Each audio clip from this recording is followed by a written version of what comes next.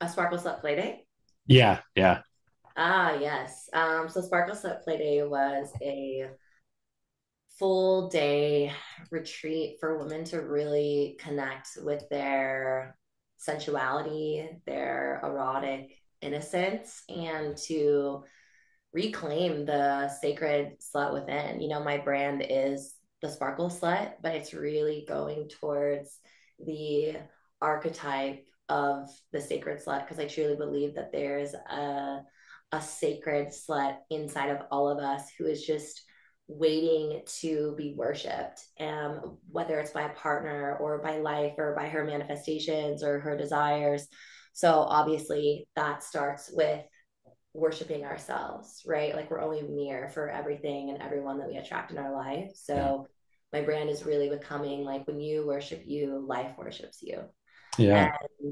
Playday was just such a beautiful space for women to really like own not only their desires, but this like silly, sacred, sensual, sexy, slutty um, essence and energy inside of them that is such a natural part of the feminine, right? Yeah. Like we're taught to be these good girls, be quiet, be pretty, be obedient, and like that's such fucking bullshit. Yeah.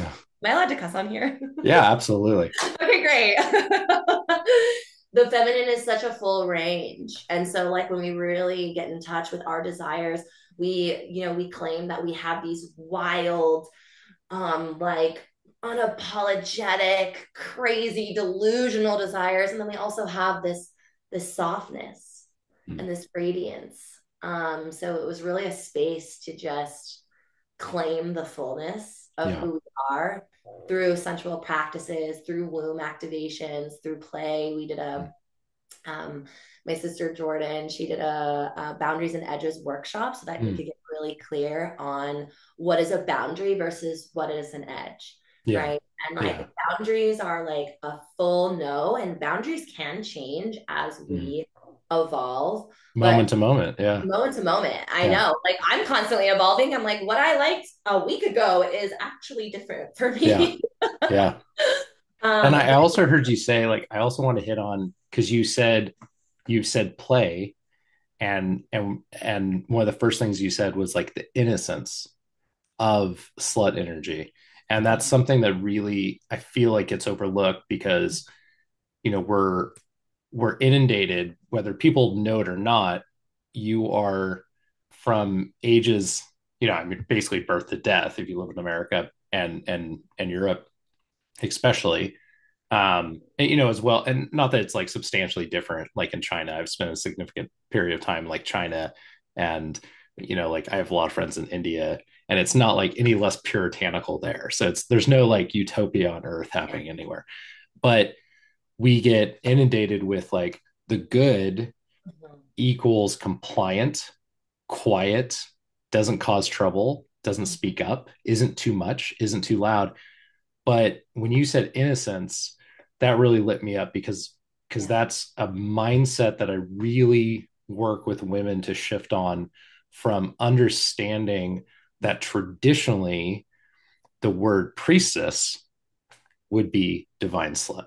You so like in men coming back from war, you weren't allowed to go home. Like if you were an upper ranking person, it was like basically in their bylaws that you would have to spend a significant time at a temple, a brothel, and the women there, the priestess is there. You know, this is more like geisha than like what people are going to think of when they think of like a whorehouse.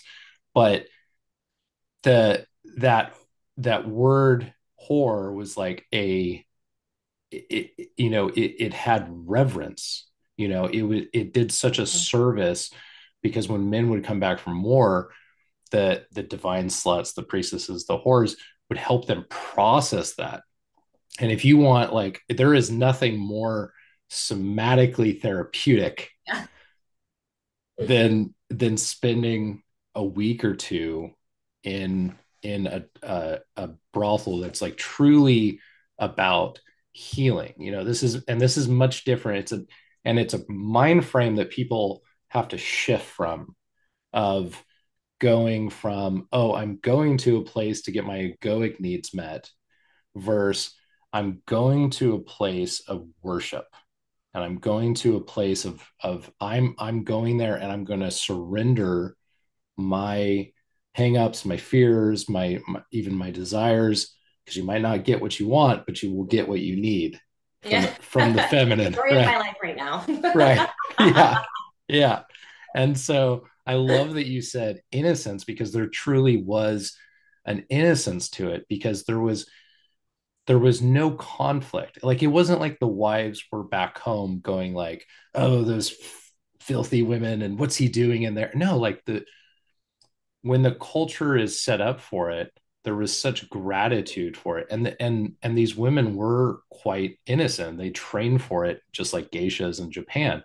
They would spend decades training for this. I mean, this was an art of seduction, and seduction not for the purpose of just simply some genital sneeze that the guy had to do, had to do because he had a little bit of energy buildup, but true seduction, and to remove that armor Yeah. that he had on, quite, I mean, physically armor, because like the men were showing up to these places still wearing their battle regalia.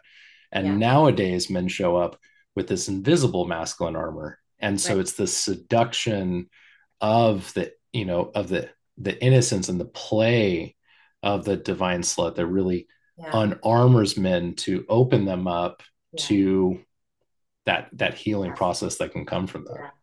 Yeah, there's like the erotic innocence, which brings such deep healing to sex and sensuality and the act of sex. Like, it really doesn't have to do anything with sex. Like, we forgot that, like, there can be this playfulness of flirting and touching and being in reverence to each other without any expectation of orgasm or ejaculation Mm-hmm. or this achievement, right? Like, we're it's so unfortunate how sex and sensuality has shifted from the ancient days, because if you really do research on the term slut, they were worshipped Yeah. by their temples, by their communities. Like, the men were in deep reverence Mm-hmm. to the slut. Like, it was an honor and a privilege to be in their energy, because they realized what holy sacred goddesses they were.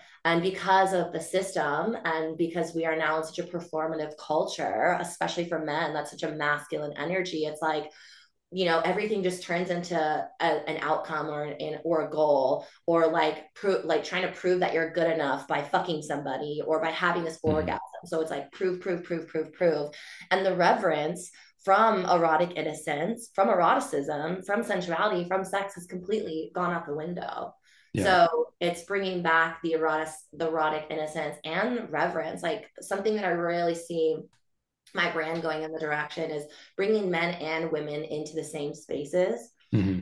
And because right now I'm helping women heal from slut shaming, right? Just Mm-hmm. just simply by having the word slut in my brand Mm-hmm. and working with the archetype of the sacred slut. Because the only way that you release shame around something is by acknowledging it and talking about it and being about it, Yeah. right? But Yeah. then there's all Shame can't live the spoken word, right? Because as soon as it's spoken, it's met with empathy, and totally. empathy just annihilates shame. Yeah. And all women, almost all women, if not all women, have been slut shamed. And so that's why we feel like it's only about the man, or we have so much trauma around being sexual and being sensual. It's not safe. It's too Mm-hmm. much. It's this. So having women coming into that space to heal that, and then also having the men heal their fuckboy energy, and really learning, because that's the archetype, right? Mm-hmm. There's the fuckboy and then there's the slut.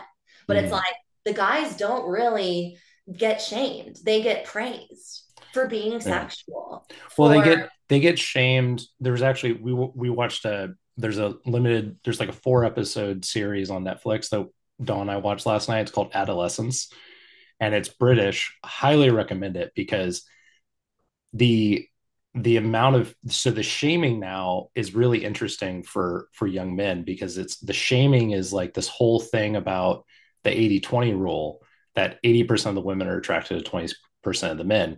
And so there's this whole shaming around like, if you're not considered that top 10, 20% of men, you're like, they're labeled as incels.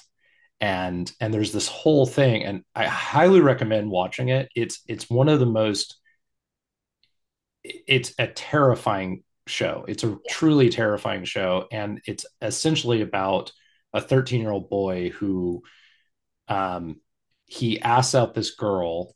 And well, actually, I won't say too much, but it starts off with basically this 13-year-old boy has killed one of his classmates, and it turns out that she was like bullying him Mhm. for, and like calling him an incel and stuff like that. And but you see throughout the show, the point of the show is to show how everybody is that kid, Mhm. and how like the entire time it's like, he's guilty. There's a video of him doing it. Like, everybody knows he's guilty. And he's completely, he has no, like, when the psychologist is trying to get him to understand that, like, yeah, maybe she was a bitch to you in this moment of her life, but you took away all future moments of her life.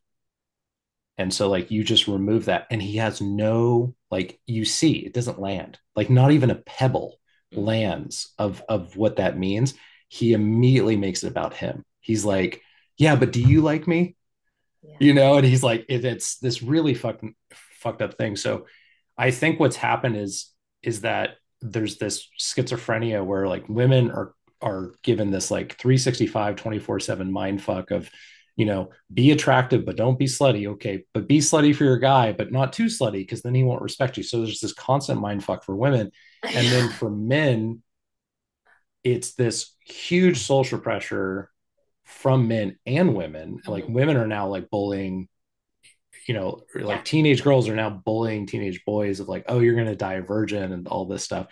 So young boys are now getting incentivized Yeah. to do exactly that, which is like, when we were in high school, is that it was kind of like, I mean, this was going around when we were in high school in the version of, if you were a teenage girl and you hooked up with like a couple guys, you were like slut shamed. But if you were Yep. a guy, There. and yeah, if you're a guy and you could hook up with whoever you want, and it was like, yeah, go get it, Yeah. and you were like, Good job, dude. Yeah, good for job, sure. bro. Yeah, Yeah. good job, Oh, bro. let's do it again. Let's get some more. Right, right, yeah, and more. Actually, that word, that's exactly right. It's the word more that is really the schizophrenia, because it's like for men, the more is like praised, Yeah. and for women, the more is dangerous. Yeah. And so there's this, and there's a schizophrenia in the biology too, because women can always take more, can always handle more. There's not like, whereas, for men, great sex leads to naps and like binging at the refrigerator. Great sex for, great sex for women leads to just wanting more great Yeah, sex. literally. I'm like, why are you tired? I Yeah, don't get yeah. it. And I start men off on this is like when we do goddess temples, which is exactly what you were talking about like incorporating men into that space. I spend hours getting rid of the adolescence that men walk in here with, and getting them to understand of like the idea of the divine slut, or like, traditionally it'd be like, the Temple of Delphi would be a good example, where like nowadays, where you have like nuns who are like married to Christ, right? Where you had men who, you had like sannyasins who were like, they were celibate, however they were entirely in love, and they would spend decades, bringing flowers to these women, and it was like without ever speaking a word to them. And there could be a love affair between a sannyasin and a priestess for decades.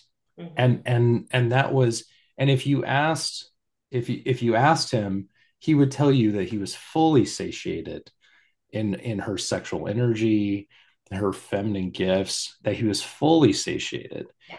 And so we bring that same attitude into our goddess temples, where I prep the men to understand of like when you enter that space, when you enter that space, it's sacred Yeah. because we choose it to be. And the women are all the women all get their altars and they get to set it up exactly how they want. And in the middle of the room are roses. And so the women choose when they're ready to Yeah. receive a gift.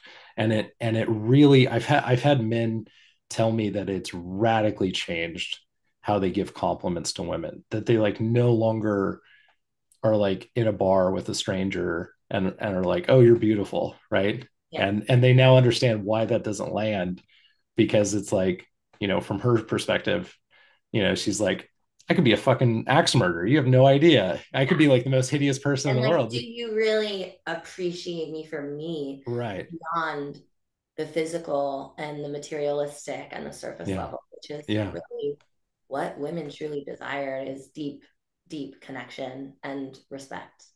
Yeah. And there's a beautiful happening where when women are able to, it's entirely up to the women of if they even receive a gift, or Yeah. how what they're wearing, what they're not wearing, what they show, what they don't show, what they reveal, what they don't reveal,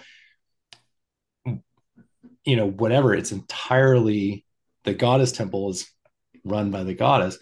And so there's a there's a beautiful thing that happens where when the women feel safe and understanding the men are there in reverence and devotion, it's wonderful. The women just naturally open because they feel Yeah. safe, they have the encouragement to do so. And and they and the men, you can see it, the men are truly seeing them. Yeah. And it is remarkable to see a man having, doing a genital puja with a woman, but never breaking eye Yeah. contact, and Yeah. until she's like, gives him not even permission, but like a demand that Mhm. she's like, I truly want you to see all of me. Like, Yeah. I want you to see all of me. And it's almost this like, it's exactly what you were saying about like the guy in the bar. It's like, at the, that can happen anywhere. It can happen at a bar, and it can happen. And usually in the bar scene, that would look like conversation, connection, and then like a question posed of like, do you like my hair? Do you like how I did my hair? Do you like this or something? And that is the bar scene equivalent. And so the men that have like come through our workshops and seen it in a much more intimate setting, they now they've told me it's clicked for them that when they go into public, that like that same thing is happening. Yeah. It's just more subtle. Yeah, I mean, I just absolutely love the work that you're doing in these spaces, and it's really in alignment with where I see my brand going with these co-ed events of like it's a space for healing for all of us. Like, yes, Hmm. it's a space to be in devotion and reverence and worship to the goddess, but it's really a space for men to learn how to control their own energy and Hmm. really rewire their own systems around not everything has to end in a goal, not everything Yeah. has to end in performance. So I honor you for creating these spaces, and it's interesting and funny, and it's also, of course, I just graduated from a sensual embodiment certification here in Austin called Big Pussy Energy. And we had and it's a space only for women. Hmm. So I've been getting the certification and going through the process with women. I've only been teaching women classes to women. And we had our graduation party this past Saturday, and um, there was men there. And it Hmm. was so healing, and it just really anchored in the power and the truth that I really desire to lead these spaces, but it just really anchored in the power of how healing it gets to be when we're all healing together, and there's no pressure to be this person or to be over sexualized or to have to go to one of the empty rooms and do some act, right? Like Mm, the women and I were giving lap dances to each other, and the men were just sitting there in such deep reverence. And mm, I went to my first play party a few weeks ago, and men were quite literally worshiping me. And it mm, wasn't even anything sexual. I was just getting a full body massage, and they were like whispering sweet nothings into my ear because those were my boundaries. I knew going mm, into it that I didn't desire anything sexual. I'm really saving that energy for my partner. mm,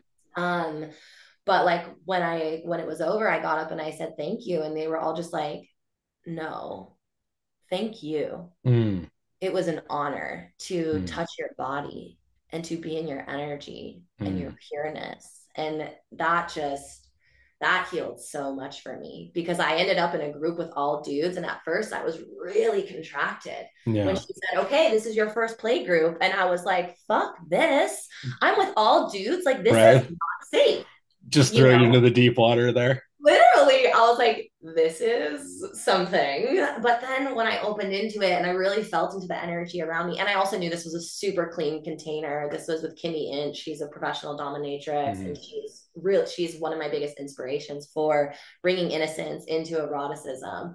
And I knew that I was in a safe space because of the work that she does and the containers that she holds. But when I really felt into my heart and the truth of my heart and let go of my trauma and my triggers, I was like, I actually love this for me.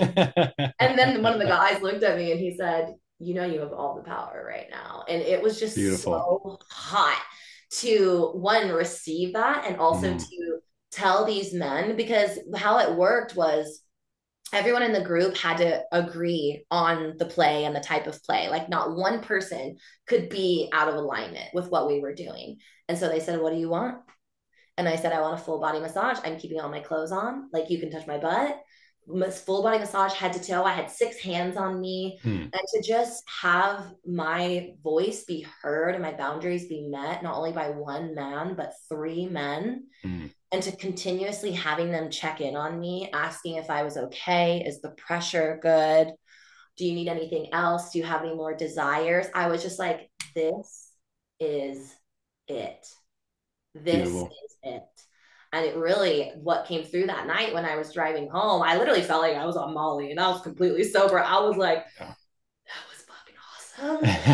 And also, it was just like this download for my brand of when you worship you, life worships you. Because Yeah. the months leading up to that, I had been getting sober. I started my sensual embodiment journey, like really deepening it. Mm, I was deepening my relationship to God. I was honoring my no, like saying no to my old life, to my old friends, to my mm, old patterns. Like, and it was not easy, but it was devotion.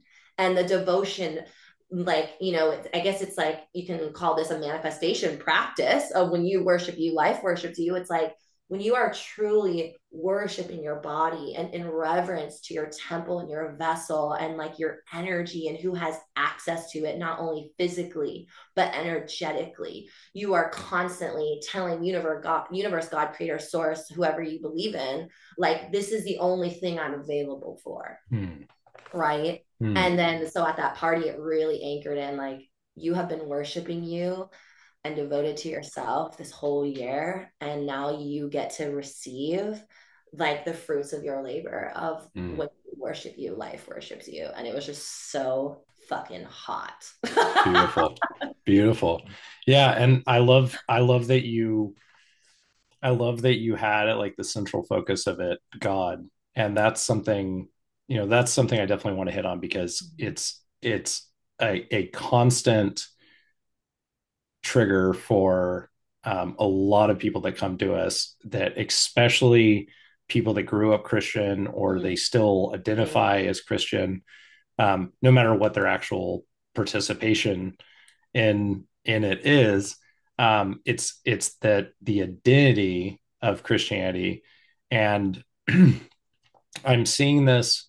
I'm seeing this now in like my teenage daughters who go to a Christian school, and they're given uh, prescriptionist ideas. And the way, like the other day, the way she was describing it, I'm asking her, and she's essentially describing like a slave god. right? She's describing what she was describing was a giant Santa Claus in the sky who manually like picks and chooses who gets in a car crash, who gets cancer, who wins the lottery. And I was like, and you can tell that like this, she just hadn't thought it through. Like, and she's just doing what all 14-year-old girls do, which is like they hear something or regurgitate something because they're trying to be good or whatever it is, and they want to fit in. And like at 14-year-old girl, there's nothing more important in the world than fitting in. Yeah. And so, which is completely natural to the Yeah. individuation process. Um, but what I got her to see was I was like, honey, think about what you're actually saying. Like, if that were true, people would be suiciding by the millions. Like, people would be like posting on their Instagram, jumping off the building today. Yeah. Fuck I'm this slave good. god guy, right? Fuck this guy who decided to give my dog cancer for whatever reason because he licked his balls too much or something. Like, but fuck this guy. I'm out Opting of out of this. this one. Yeah, this is terrible. I'm out of here. Like this Santa Claus guy sucks. And so, but a lot of people, they were told stories about God when they were children, and they've never really thought about it. They've never really thought about it. They have almost zero experience with God, of God consciousness, of practicing non-dual experience, basically God consciousness or universal consciousness, or six stage practice. And they have no, so they took stories that were given to them as children, and they're still applying it in like a moral way. And so a lot of people, when they, because they don't think about it, and I just want to tie the bow in about my daughter about this, is like my whole point of talking to her about that was that I could just simply reflect to her of like, honey, I can tell that you haven't put a lot of your thought into this. Like, do you truly believe this? And she was like, well, I was like, that's why I'm asking this. I was like, don't outsource your thinking. I was like, if you come back to me next week and you're like, I really thought about it, blah, blah, and this is what I believe, no big deal. Right. Yeah.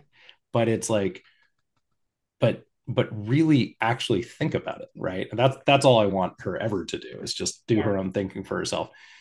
But so a lot of people come to us, and when they hear stuff like sex is a path to God, or finding God through sex, there's a shock value to them, or not a shock value, but there's a shock to them, or it's triggers into them all these like feelings of shame or guilt, or oh, I shouldn't think that way.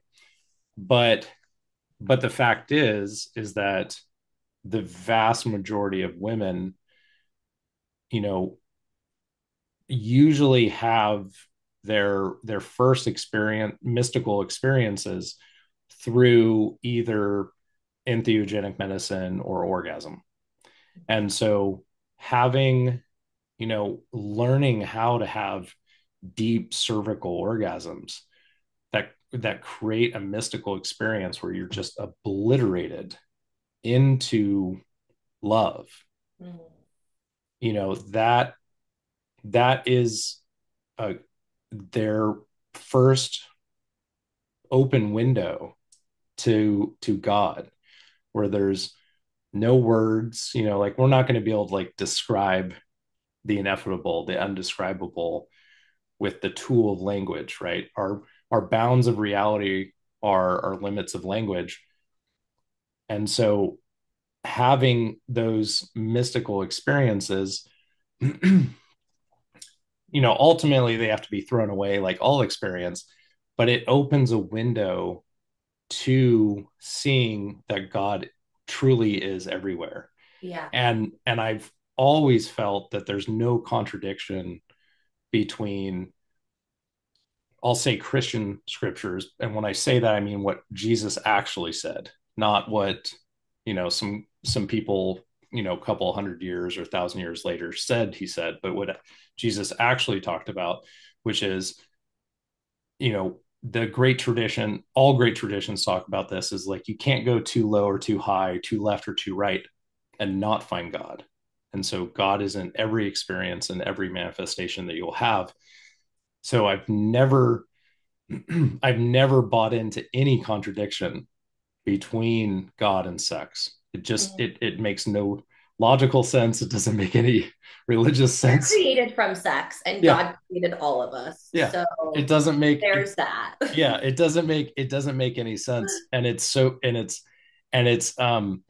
I say all this, and I'm going long winded on this just to ease people into the fact that I find it heartbreaking Hmm. that people have so much shame and guilt and religious trauma around sex, and even though there are so many rituals around it, like just the whole wedding ritual that we do is all this, like this giant celebration of your supposed like first sexual experience, right? And so it's the schizophrenia is so apparent in that culture. And so I just, this is a long walk to just set you up for talking about like your experience of going through that, of like you said, of like experiencing that slut shaming in high school because you know Joe Schmo, Joe Schmo told everybody in the locker room that he got to kiss you behind the bleachers or something, right? So going from that to the experience that you just described, take us through that walk and that journey, because that's something that's really going to resonate with women, and I Yeah. believe men too. Like men, Yeah. like you said, shame can't live the spoken word because it can't live past empathy. Yeah. Wow. I'm like, well, how do I even begin this conversation? I just want to just highlight really quick that you did mention the word religion, and like there is so much negative um belief around God, Hmm. the essence, the energy of God, because of a lot of religious stands Yeah. around women and their roles in society, around sex, right? It's like if you're super Christian, you're not supposed to have sex before marriage, like abortion isn't allowed. And like, I just want to say, like, I don't subscribe to any of that. I'm Hmm. honestly still in this season of life where I'm figuring out, like, if I'm religious or not. There's so many like different, because also people who are spiritual can be like spiritual can be evil and dark. Like there's a lot of Yeah. darkness in Yeah. spirituality. There's a lot of darkness in religion. There's a lot of darkness in the Yeah. world. So one, let's just like use our own discernment. And for me, how I have been able to use my discernment is through connecting to my body through Hmm. sensuality. That's been the greatest gift for me, deciding like that's actually distorted fucking truth. And that's Hmm. not truth from God, because God is pure love. God is pure love. God would never, ever tell you what to do with your body. Hmm. God would never, ever slut shame you, Right. Yeah. right? It would be like shaming a hurricane. Like, why are you breaking all these houses? I'm Literally. designed to do this. It's my job. What I do. Yeah, but I, my journey with God has been really interesting because I did grow up in a Catholic school, and mm, we went to church every Saturday, and I honestly I hated it. I mm, liked the singing, but I always just thought it was so weird to be like preaching to some old freaking white dude in a robe. Like it just felt weird to yeah. me. And I'm not Who's shaming. dressed like a Vegas pimp queen? Yeah, and like I'm not shaming it. It just like for me, it never felt good in my body, and that was my discernment. That was my truth coming online at a very early age. And then I went through confirmation classes where you get confirmed in the church so that you can get married in the church. My mom got really upset with me that I dropped out of confirmation classes because she said, well, if you don't get confirmed in the church, you're not going to be able to get married in the church. And I'm like, I don't want to get married in the church. I Mm, want to get married on a sexy beach or a mountain somewhere. yeah. I'm also 15. Like I don't know. Right. And then got slut shamed in high school, like deeply, deeply slut shamed. And that affected my whole relationship to my body and to Mm, sex. And like, oh, like I bet. it's only about the man. It's actually not about me and not about how I feel. And then when I was in college, ironically enough, I went to a Jesuit Catholic school, University of San Diego, and I was studying abroad in Florence, Italy, and I took a women's and religion class, and we watched this documentary, obviously based on a true story about a covenant or school for girls based out of, it was either Ireland or Scotland, where girls would literally be sent to this school to live with nuns and a priest for having sex or for being raped. But Mm, like, of course, it was their fault, and they were sluts, and they were bad, and they were mm, shamed, and the nuns and the priests would beat them. Almost mm, like I think one girl got beat to death. It was just so heartbreaking. I was like, yeah. it was just like in that moment where like everything I had been feeling as a child, and now I was adult, able to make my own decisions. Like this is fucked up. I don't subscribe to this at all. Like I don't resonate with being Catholic. Mm, If it requires this level of abuse and hatred and restriction, mm, because now now that I'm in my own journey, it's like God wants me to be my fullest, most expressed self. He doesn't want me to live this restricted, constricted life. Yes, there is devotion, and yes, there is obedience, but yeah. not this constant having to restrict myself Yeah. from pleasure, and not just sexual pleasure, but just like life's pleasures. um so yeah, that was like 12, 13. Oh God, how old am I? I'm 35. So that was when I was 20. So that was 15 years ago. And then, just was like, fuck God, fuck the church. Yeah. And then throughout my 20s, like didn't really have a relationship to God. And then, started my healing journey and going the spirituality route and the plant medicine route. And that was all fine for that chapter, that era of my life. And then, I landed with a mentor who had her own God journey, and I really looked up to her. And she went really heavily into the Christian route. And like my life was also really falling apart because I was abusing drugs and alcohol for 15 years of my life, and nothing was working. So that's when I really started to explore this idea of reconnecting with God. And, again, it's like we're so indoctrinated. It's like it can only be one way, it can only be Mm, through Christianity. And so at the beginning of this year, on January 1st, when I got sober, started my sensuality journey and sensual embodiment journey, and started reconnect. Like I was praying twice a day.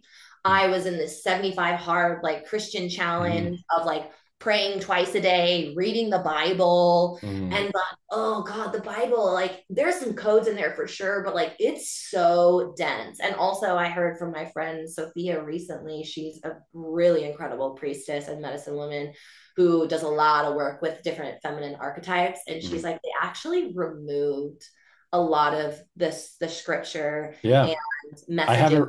I have it right behind me. I have like I have the Gnostic text right behind me, and like I was so my me and the girls and Dawn are really into the Chosen right now, and which some people find ironic, and those people just simply like are those are the kind of people that would find it like um ironic or any contradiction that like with like what we're saying and the fact that like I love watching the Chosen are just like simply aren't listening and like are like black and white people, right? Like they're like people that need to like boxes, like they need like ones and zeros. It's like they're like matrix people, right? Like they're like ones and zeros people. And because she was asking, she has a face, like my daughters have a face to the people now, and she's like wait, that's Thomas, he's there like every day with Jesus, like he's not in the Bible. I was like well, he was removed. She's like what? I was like yeah, so I was like the first line, because there's a book of Thomas and there's also the Gospel of Thomas, and in both he quotes, which by the way is like 99. This is really interesting about the Gospel of Thomas. It's 99% similar. It's a generality, 99%, but it's extremely similar to the book of Matthew, especially like his accounting of what Jesus said at Mount Sinai. And so this famous Sermon on the Mount, but it was actually the first page that got Thomas kicked out of there because he quotes Jesus directly as saying the the God is neither within nor without. God is within you, and he's outside of you, and come to me directly. And it was mainly that part of come to me directly that the church around the year 350 went and it's for economic reasons. Yeah. And they didn't include the Gospel of Mary, both Marys. I mean, there was three essential Marys, and they all wrote books, but his main disciple and one of his first, if possibly like his first declared disciple was Mary. Mm-hmm. And the Vatican has actually changed their stance around 2017. They actually changed their stance on Mary Magdalene because just the evidence was so overwhelming, right? Like she's the first disciple claimed by everybody to like see him after the resurrection. She was there since like almost day one after little James. And then not only that, but then like when Judas leaves, they're, they're like, Judas left the room and there was still 12 there at the Last Supper. It's because Mary's there.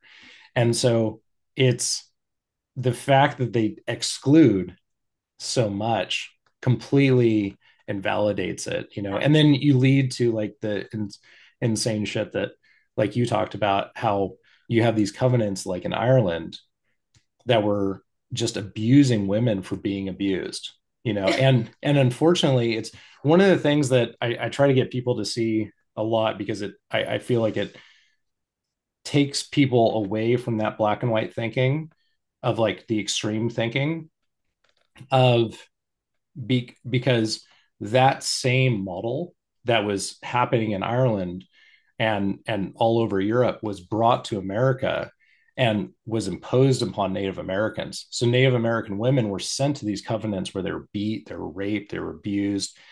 And I've had a lot of people I've heard a lot of people that focus specifically on the covenants in America and like the abuse upon Native Americans. And what I try to get them to understand is think about where that system came from.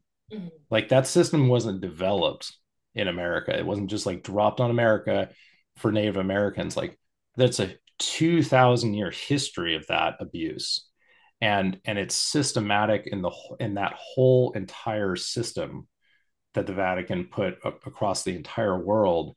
And so it's there is victims from the top to the bottom because the people in it. I think that the prequel to Yellowstone, not 1883, And was 18, is like 1875 or whatever it's yeah, called. it's the one with Harrison Ford that Yeah. came after the that great one with um what's his name, Tim McGraw and Faith Hill, who are just like that series is amazing. I love my daughters watching the protagonist, like their daughter.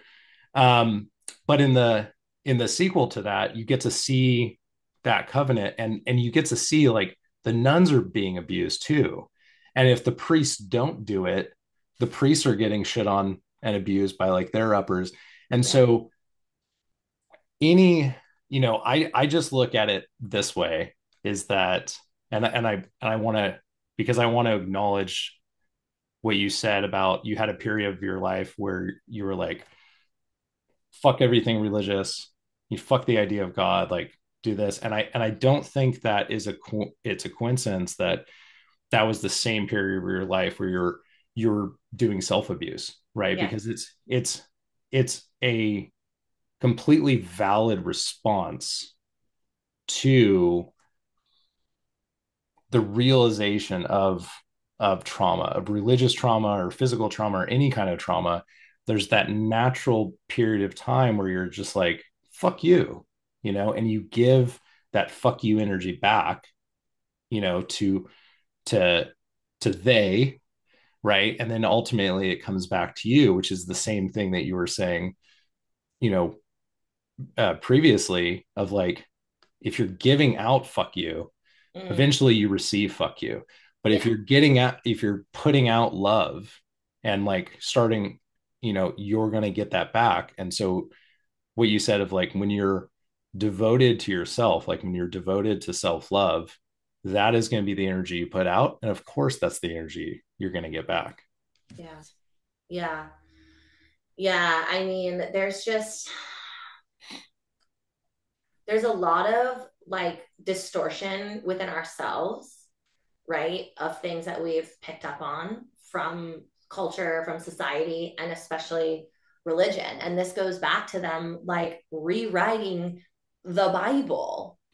So it's actually what people are reading is not truth, and truth is love, whether it's hard to hear or not. Like truth is just truth, but it's like this distortion is actually extremely manipulative because it's feeding into a religion or a system that is preying on people who, like me, are literally looking for salvation, who are looking to be saved. Yeah. And that's just a giving of away of power to something that is actually isn't fucking real. And I'm not saying that what is talked about in the Bible isn't real, but if there is part of the story that's not being included, Mm. if the women are being taken out of the Bible Yeah. from our roots of how we were worshiped and how we were such a big pivotal part of the, let's just say, system, Yeah. like that's not okay. And so what we are constantly absorbing, whether it's from reading the Bible or, you know, even learning from mentors, if you're not rooted in truth, if that Bible is not rooted in truth, then you are literally living in a distorted reality. And so what's really funny is, thank God, huh, no pun intended, thank God I started connecting with God like on my own terms. I Mm. stopped reading the Bible like a few days into the challenge because I was like, I don't resonate with this. Mm. But I was still navigating my own journey of like, am I religious? Like, I do believe in a lot, and I'm do believe in a lot of the messages that are basically the same of spirituality. They're just written differently. Yeah. Like Truth is truth. all one thing, if you Yeah. really look at it. Yeah. Truth is truth. Kabbalah is like this new religion that I keep hearing about, and I'm following this girl on TikTok, and it's really this beautiful, spiritual religion. But when I actually ended up going to Costa Rica to work for this mentor, and I saw the truth. I saw the truth of how she operates. I saw the truth of what she does, and it was really fucking dark. Mm. And she was claiming to the women like, I'm not religious, but like it was so rooted in distortion and fear and Mm. scarcity and her own stuff. Yeah. Essentially she was trying to convert people to Christ through exorcisms, and I'm just not available for that. Yeah. Like the whole point of living in truth is really being able to use your discernment of what is true for you and what isn't, right? And thank God again, I had gone on my sensuality journey and was so connected to my body and my own discernment that as soon as I saw this stuff coming up, I was like, this is not God. This is Yeah. not God. God would not be doing this. And it was really interesting as well because I did lead a BPE sensual embodiment class down there. And it was really, really telling that the women who came to the class and who already have their own connection to their body outside of this experience, they also were like, this is fucked up, Yeah. because their body knew what was true, but what was happening with the other women who weren't connected to their sensual energy, their sensual vessel, their bodies, they were so easily persuaded of what this woman was telling them, and Yeah. how, if you get this deliverance, all your imposter syndrome is going to be gone. And if you get this deliverance, Yeah. you're the chosen one. And like that Yeah. is so culty. Yeah. And it's so not truth. It's so not love. And like, if that's your truth, honey, that is so great. No, that's So her like flat earth theory. Sam, that's what it's her happens. ego. It's Yeah, her it ego. is. It's It's her. She knows she yeah. has this power. Yeah. She has all these women at her retreat praising her. She's Yeah. very, very well known. And people, because of her success, because of her story, her comebacks, they're like, oh, she has all the answers for me. When honestly, this experience just really anchored in like all Yeah. of the answers are within you. And Yeah. that's within your own body. And that's with your own connection to God, to source, to creator, to the divine, whether it's religious or not. Like your truth is your truth and no one can take that away from you. But if you are outsourcing it to the Bible, to a mentor, to a partner, to the Yeah. government, which is another really thing that I learned in becoming a sensual embodiment instructor through BPE, is like you are constantly giving your power away. So Mm-hmm. when you come back home to yourself and your sensual energy, which is literally what you were birthed with, right? Your Mm-hmm. sexual energy, you're created from sex and you're connecting to your vessel and your own erotic energy, your own energy. That's when you know, okay, yeah, this is God, this isn't God. This is love, Yeah. this is love. Yeah. But you Truth. can gaslight yourself if you're Oh not. yeah. And Oh that yeah. will and that has sent me down some really dark paths before because I would my body would be like, no, this is wrong. Like this is Mm-hmm. not for you. But then I would either give into other people's um, manipulation or control because I had them on this pedestal. And Mm-hmm. I would gaslight myself and be like, no, they know better than me because they have more experience or Yeah. they're more connected to whatever than I am. And it, Yeah. it send you down a really, really dark path. And so Yeah. this is why I'm so passionate about women and men being connected to their bodies because when you are connected to your body and your truth, no one can take it from you unless you give it to them. Beautiful. Yeah. Yeah. Beautifully Dang, said. I just took you all on a slutty sermon. Well, it's going to resonate with people because and and even if it pisses people off, it still resonated, right? Like if somebody's watching, if somebody's watching what you just said and gets pissed off by it, there's a reason they're pissed off by it. Like that means it's real. That means it's landed. And when it comes down to it, truth will never be popular. Like truth will just never be popular. Um, and and people don't want to trust themselves because trusting yourself means taking responsibility. Like what you did, what you described in Costa Rica, that's you taking responsibility. Like there's a great have you ever seen the movie Dune or read the book? So like in Dune, there's these like there's a sect called the Bene Jesuits, and like basically they're truth sayers. And like powerful houses hire these truth sayers to they're basically walking lie detectors. Excuse me one second. Yeah, you're good. And so they're like walking, talking lie detectors. And Frank Herbert, the writer, didn't, he didn't make that up. That's it's like women are walking, talking lie detectors. Like the best investigators tend to be women. The best detectives in an interrogation room tend to be women because women have We're been so lied connected to. to our intuition. Yeah, absolutely. You're Can't connected. bullshit me. Yeah, you're connected to your intuition and you've had more training than men. Yeah. Like ever since you hit puberty and probably unfortunately before that, you have been constantly hit on by men and so you have your 10,000 hours of bullshit testing, Mm. right? And so women are just natural lie detectors. And if it doesn't if it doesn't light you up, like if it doesn't light up your heart, if it doesn't open your body, it's bullshit. And it's the same thing you said about any religion, any religion, any belief system, any like political party, any economic system. If it requires belief, it's bullshit because truth doesn't require belief. Truth is truth, it without qualification. And it's not is the most simple thing, right? And so anybody who's doubting me right now, like I'm not asking you to believe what I'm saying at all. In fact, I'm asking you to call me a liar. Test this yourself. I I'm shouldn't. Yeah, I'm asking everybody who's like Dylan's full of shit. I can't possibly know what the truth is. Without my belief system, where would I be? And I would ask anybody to question me and to sit down, shut up, and write down one true sentence.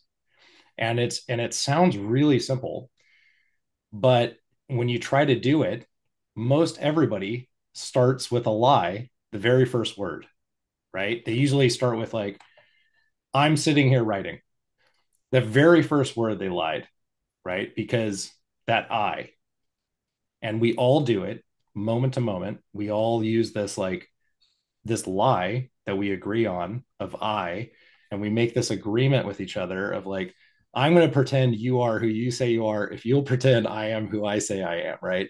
I'm Dylan and I'm American and I'm this old, and I was none of like I didn't choose any of those, right? Mm, Like my name was given to me by parents before I could talk, before I could decide, right? I didn't choose where I was born. I didn't choose any of it. And so like our ideas of who we are completely malleable. They're all up to belief, and we never question them. We never examine them. We come in speaking one language. If you're if you're lucky and you're German, you speak, like my German friends all speak 5 languages. I'm terribly jealous of them. And but you come in learning a language, adopting a language osmotically from your culture. People usually die with the same religion they were born into. They usually die within like 50 miles of where they were born. They adopt their parents' political party, their religion, stuff like that. And they never question it. They never question. And so it's the same people that you just described that would show up to some culty worship my ego, you know, witchy seance thing, like Bohemian Grove, like fear blood drinking Clinton-esque kind of thing.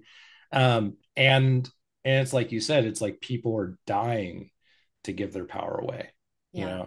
know. I think David Foster Wallace talked about this better than anybody in his book Infinite Jest and his commencement speech This Is Water, that people are, if you don't have a foundation based in a truth, right? And it could be anything. It could be any kind of like, it could be Jesus, it could be Yahweh, Buddha, whatever.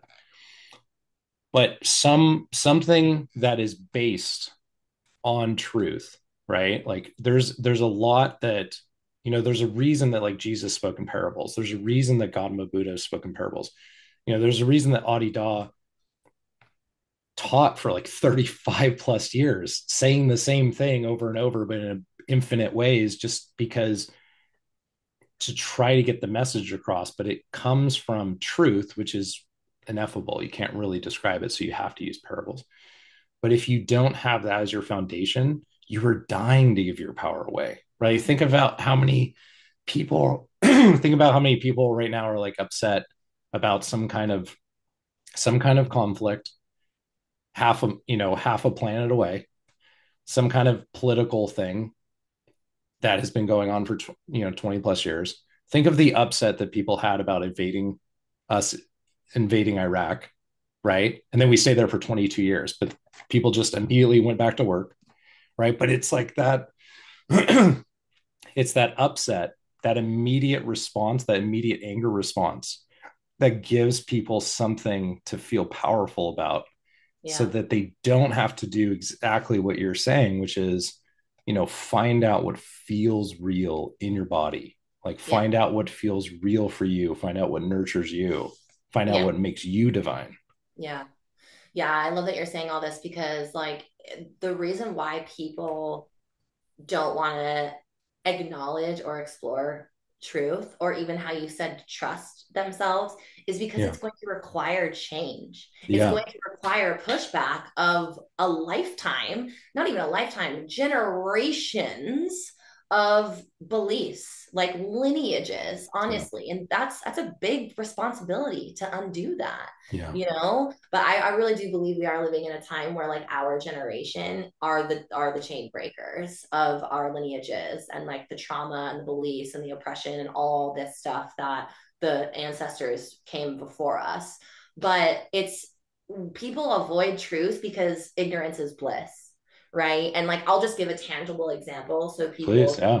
understand. Like I could have, after I experienced this, I could have easily, because I have been in this container for 3 years. I'm a leader inside of it. She has given me a platform. There's always opportunity for me to grow, potentially make money. And now I actually don't believe that at all, seeing who she really is. But like in that moment, I was like, okay, like what do I do? Like, do I leave the container? Do I give up this platform and like all these future plans that I had within this container? Do I leave this sisterhood that I've cultivated over the past 3 years? Do I give up my, like, so many things, right? And that is fear. That is scarcity. I was literally choosing between uncertainty by letting all this go because I was like, okay, well, what the fuck am I going to do now? You know? Mm. Or I could have made a choice from a place of fear and scarcity in a different aspect of not trusting myself and kind of like turning the other cheek and being like, oh, she just had an off day, or, this isn't really her. Once you experience truth and you see it and you feel it in your body, you can't unexperience it. You Yeah. can't undo it. Yeah. So like this is where we also get to be self-led humans and stop freaking gaslighting ourselves of no, this isn't real. And also stop gaslighting yourself that when you have to let something go, like it's going to be so scary on the other side. I am so grateful I said no. Hell no to that Mm-hmm. because I'm in such a different place. I actually trust myself more. I Beautiful. trust my business more. I mean, I'm able to pour into my vision rather than Yeah. supporting someone else I'm not aligned with. So it's Yeah. like, you really do like the uncertainty. I get it. Once you experience truth, it is scary, but know that you're being shown this for a reason. And this is why I have been connecting with God so much because, like, when I don't feel strong, when I do feel scared or uncertain, I'm like, God, I'm literally like giving this to you. Like, I don't know what to do. Show me. And so I literally use sensual embodiment and dancing and also just walking through life as I'm constantly co-creating with God. I'm constantly in prayer with God, asking Him to show me, asking Him to guide me. And yes, I do believe that God is a masculine energy. Some people believe it's both, some people believe it's feminine. That's cool. I Mm-hmm. respect whatever your relationship with God is. Mine is, and maybe this is a little bit of an indoctrination that I get to work through, but I truly believe that God is a masculine, like very fatherly, protective energy. Um, but anyways, like Well, I no, actually, before just be yeah, and the only reason I'm butting in is because you said the word anyways, and I actually think that's like there's a lot of juice there, and so yeah. I actually want to like deep dive on that because Yeah, I was um just gonna say because I know we're gonna get into this. Like the reason I'm able to choose uncertainty yeah. when I'm experiencing truth, and oftentimes truth is not not the answer you want. Just Yeah. like Yeah. newsflash, Yeah. everybody, it's humbling AF. Yeah. Truth will Right? set you Like free, but not before it devours you. totally. But it's like I have always been giving my power away to other people have make this decision for me, Yeah. and now I'm with myself and I'm with God, and it has really guided me on this beautiful journey of really being able to feel protected in anything that I choose. So now we can get into that part because I feel like that was like a great segue into That was that. it. No, that's a great segue. It's a great segue, and I love. I think it's a. Gosh, I'm coughing today. Um, I picked up my cat this morning. Like the first thing I did, he was outside, he was running. I picked him up, and like right when I picked him up, it was just like a face full of pollen, and like I felt my face just immediately go poof. So I'm probably coughing because of that. But I think that what you just said is something that so many women and men, but I think women are going to connect with it easier. need to hear about that trust in themselves, Yeah. and understanding that like trusting yourself is sexy. Yeah. It's so sexy. Like I um you know, I once had a teacher that referred to relationship as flowery combat, which is, it's a term I think that the Chinese use. But that flowery combat is, it's more than just sex. It's the actual dance of relationship, which can look like rejection, right? And there are some times, um, this morning, for example, like, I'm up early. I hear Dawn wake up, and I go upstairs, and she's just seeing her. I'm just floored by her beauty, and she kind of goes about her routine, and she grabs one of her dresses. They're just like the very beautiful flowy dress, and I'm like, don't put that on. Yes. And and even though she was like she's like no, I gotta do this stuff, and I was like no, you don't. And so it's a no now. Like, now on paper, right, if we just like looking at it objectively, I'm proposing, she's rejecting. I'm proposing, she's rejecting. I'm proposing, she's rejecting. Now, it, you can take that as rejection, or you can take that as flowery combat. You can take it as flirting, because the fact was, I didn't really want her to say yes. I don't want her to compromise her calendar and what she has scheduled. That's crazy, right? So it's like, she has appointments, she has stuff to do, she has all sorts of stuff. I just want her to know that I want her. And the no from her is incredibly sexy. It's her truth. She's not available right now. And to say it in a way that's like this flowery combat, it's juicy, Yeah. and she gets to feel how much I want her and how much I desire her Yeah. every single moment, and that energizes her, and also empowers her that she can say no. And I'm not collapsing. Yeah. I'm not wavering. My devotion's not wavering. My affection's not wavering. My love for her is not wavering.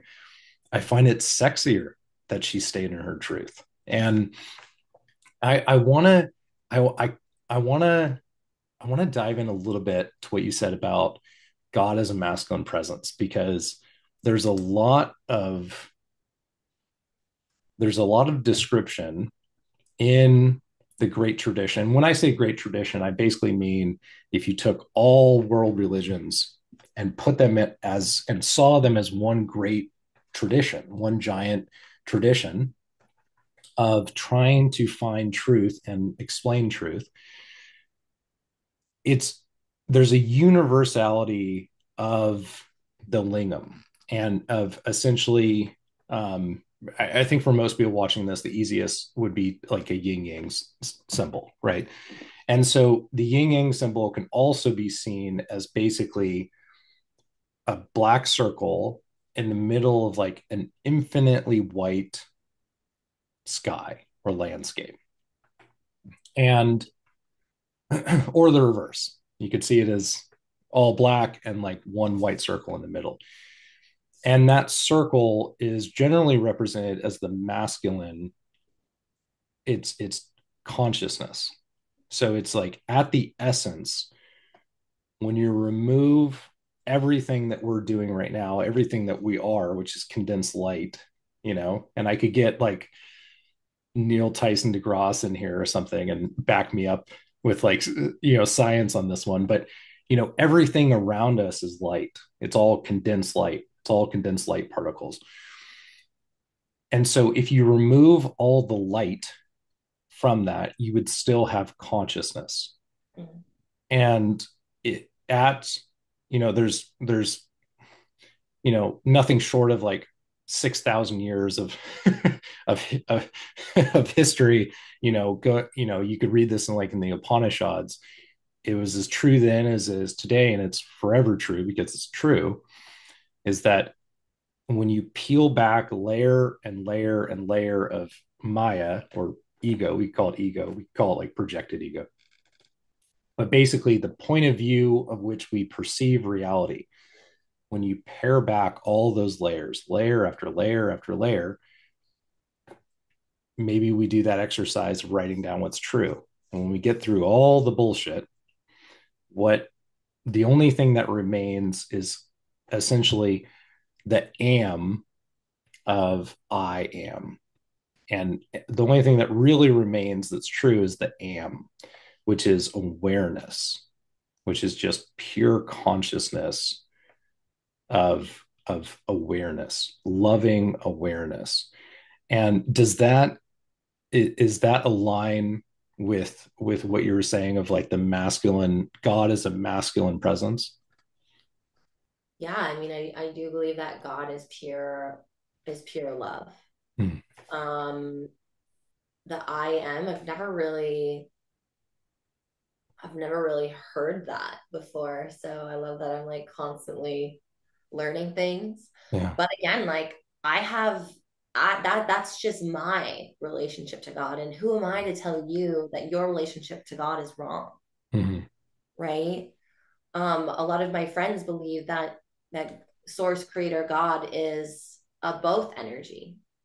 Many people believe it's feminine. Mm, I I feel for me that it is a masculine energy. I feel very protected. I feel yeah. very guided. I actually feel like I can, because right, if you think about this, the masculine and feminine polarities, it's like the masculine is the protector.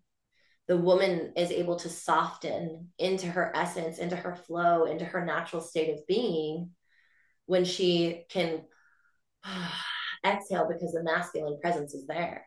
Yeah. And that's really what I'm experiencing. I can't wait to have my man. He could do this.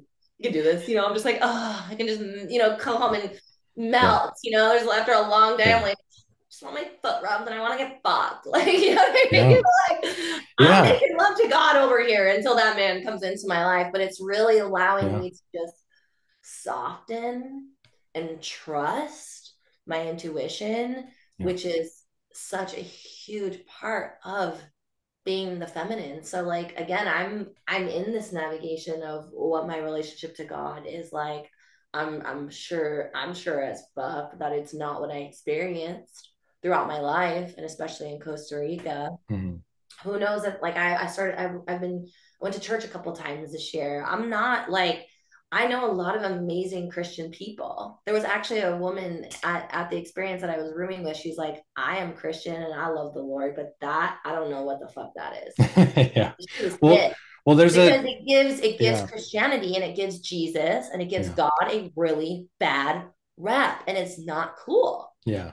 Well, that's why I love about the show The Chosen, because you get to see, like, my kids are now seeing, like, they said themselves, we just, like, the last episode that just aired is Jesus kicking ass, and he's in the marketplace in Jerusalem and he's whipping the tables and he's tossing the coins and he's releasing the animals, and he's like, we're about to slaughter 1 million animals. Like, Mhm. the fuck are we doing here? Like, Yeah. what are we talking about? This isn't about God. This is a fucking marketplace. This is all ego. Get the fuck out of here. This is crazy. And so, and I love how he says it too, because he's like, you made a marketplace out of my father's house. And it's so, the message is so clear that he's trying to show, why doesn't everybody call this my father's house? Why isn't this temple everybody's father's house? Like, and he's trying to show, his central message to everybody throughout the show. And you can fact check this in the Bible or in the Gnostic Gospels as well. His core teaching is come to him. Come to him, be like him. you know and like, at that was the only real testament, or sorry, commandment that he gave. At the last supper, everybody's vying for which seat and to be closest to the guru and stuff like this, and all the egoic games. And he comes around the table and washes Simon Peter's feet, who was sitting at the least table, seat. And there's this huge argument of like, you can't do, don't do this. I'm not worthy. But he does it to show them, he's like, you have heard, treat others as you wish to be treated. Mhm. And he actually corrects this, and he states that his life's purpose was to come here and show that that is not correct, right? Because how people treat themselves is not very good, as you just Yeah. described, right? We've all had a period of time where we do not treat ourselves very well. So we would not want to treat our neighbor the way that we would be treating ourselves if we're abusing ourselves, if we're not trusting ourselves. And so Jesus's core message, he's like the commandment I give you, treat others as I have treated you. And his real sacrifice is to be here at all. That's his real sacrifice. That's every guru's real sacrifice. If you're enlightened being, you have nothing to gain here. There's nothing to gain here. There's no game that you're even interested in playing in this ego world. There's, Yeah. it's all a sacrifice. Moment to moment living for an enlightened being is a sacrifice to simply be an example of how to get out of Plato's cave. So I love what you said about God as you feel God as a masculine presence of safety, because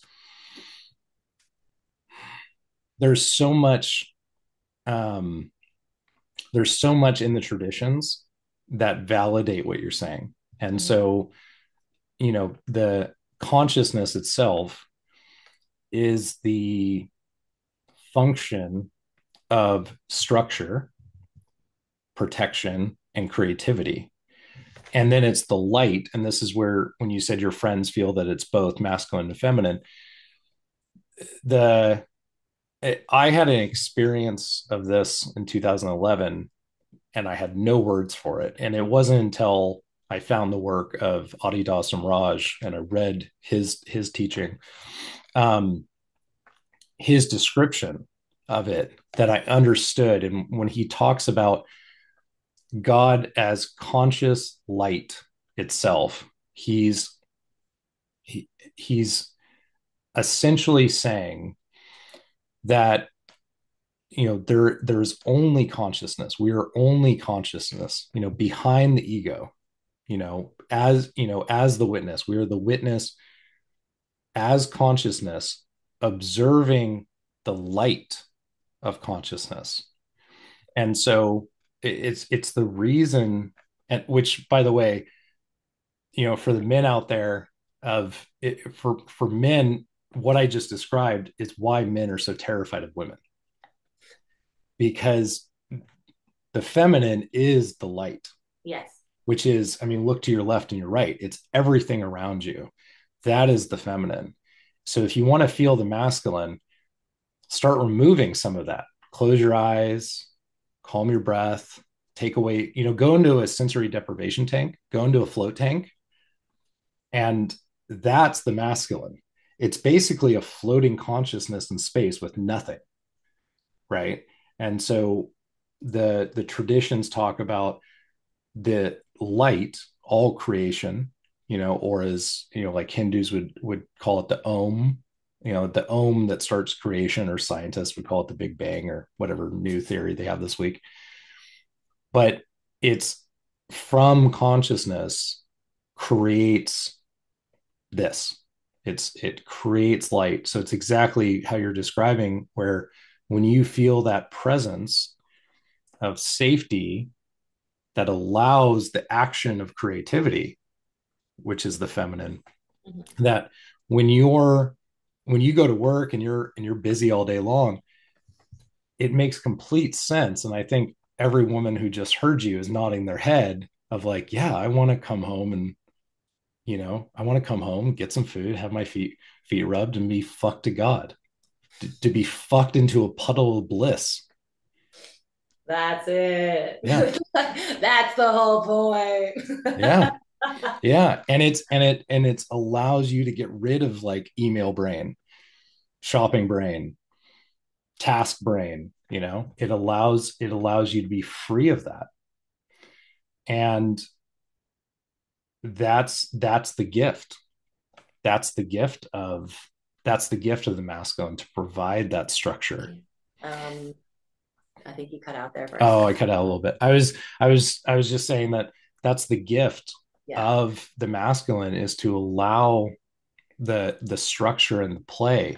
You know, I'll just finish this, so men have like a tangible example of this, but a practice that couples could do tonight to feel what you and I are talking about is simply sitting down together, and you know and the men will sit with a erect spine, very still, very calm, holding their woman on their lap, and just start by matching their breath together. Just start by matching your breath to your partner, and hold her back, be her spine, be her structure, to allow her to fall into a puddle, to allow her to spontaneously dance, Yeah. and to allow her to be that light while you are just simply loving awareness Mhm.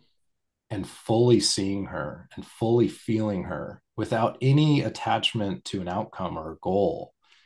There's no end zone in this practice. Yeah. and simply staying there in loving awareness, to allow your woman to have the encouragement and the structure to be herself as you hold her and be that structure. Yeah. It's everything that you and I are saying. It doesn't require belief. It's like we're not asking That's anybody present. to believe us. Yeah, it requires feeling and experience. It's like I think that you're the same as me, where it's just like you don't mind somebody being like, bullshit, I'm going to test that out, because we know if they test it out, truth validates itself. Totally. Yeah, I love that. I love that you said that, because one of the things that I really love about my sensual embodiment practice and teaching for BPE is, like, as the teacher, I am holding the masculine container for the women. I'm guiding them with my voice. Their eyes are closed, and because I'm holding the masculine container, they're able to come to the classes each week and fully receive just by dropping into their body and, like, okay, I'm safe here. There is a Mm. masculine, even though I'm not a man, I still can have masculine qualities as a leader, Yeah. as a space holder, bringing, like, and not claiming to be God, but bringing God energy into the space of bringing pure love, of bringing pure presence, but also having a structure that I hold for the women to literally get out of their monkey minds, Yeah. right? And fully drop into their body where they can experience their power, where they can experience their breath, their pleasure, their intuition, their truth. And I, even outside of BPE, I do this with myself. I take myself on little dates in my sensual embodiment room at home, and I light candles and I set up the space, and that is the masculine. That is my own inner masculine. This is a great manifestation practice for anyone who is calling in their man. I desire to be worshiped in this way. I desire to have little dates at home. I deserve Mm. to have this space set up for me, this container set up for me. So I set up candles and I make it really I pour like kombucha in a wine glass. I make it really sexy. And I Yeah. dance for myself. But Yeah. I also imagine, as I'm making eye contact, that it's the masculine holding presence, because there's no, I'm not self-pleasuring. Very rarely does it end in Mm. self-pleasure. And I'm still really turned on, and it doesn't always have to lead to sex. It's really Mm. training my system and showing my system that I am safe to be witnessed. And this is actually something that I really, outside of the co-ed events that I was telling you about, this is something that I really envision for myself in my business, because I have a lot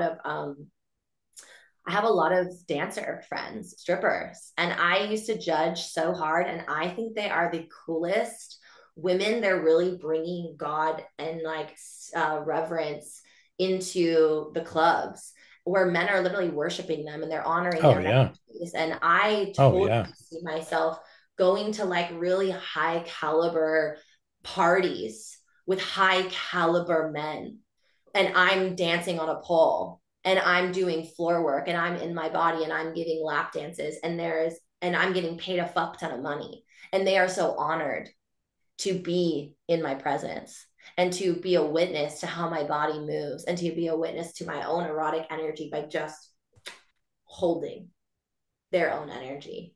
And I think that's really beautiful. But Yeah. that is where like having those types of men and having that types of masculine energy is very important for a woman to fully receive. Yeah. And also, the gift of, we think of, especially in America, because we make a business out of everything, and and in like a rather, what I mean to say is like we corporatize everything. And so sometimes like money has this like negativity to it, but there's the difference between like a really good strip club and, you know, a divine feminine temple is like, napkin thin, right? And so like really good strip clubs. So it's like, you see the men there like in devotion, and we're not talking about like lonely men who are like, like the whatever happens on the internet after midnight. But it's like what I'm talking about is a reverence, not something that's like not like an like an addiction experience, but a truly intentional experience. And so, and high caliber men also appreciate how much that takes to cultivate the energy in order to do that. And so, men, high caliber men just naturally understand of like, okay, well, when I was in court suing people, or when I was trading stocks on Wall Street, or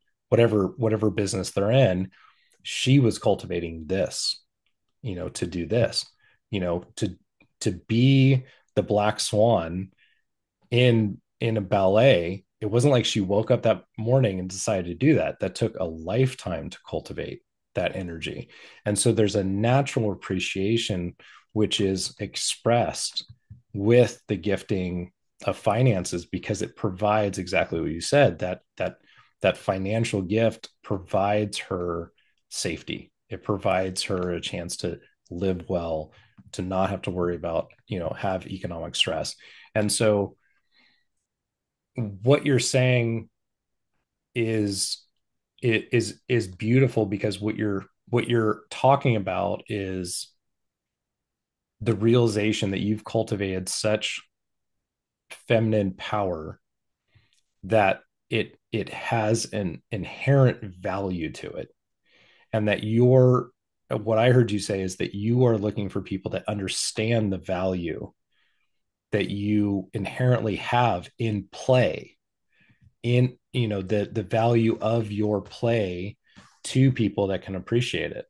And Mm-hmm. so that's incredibly beautiful. Thank you.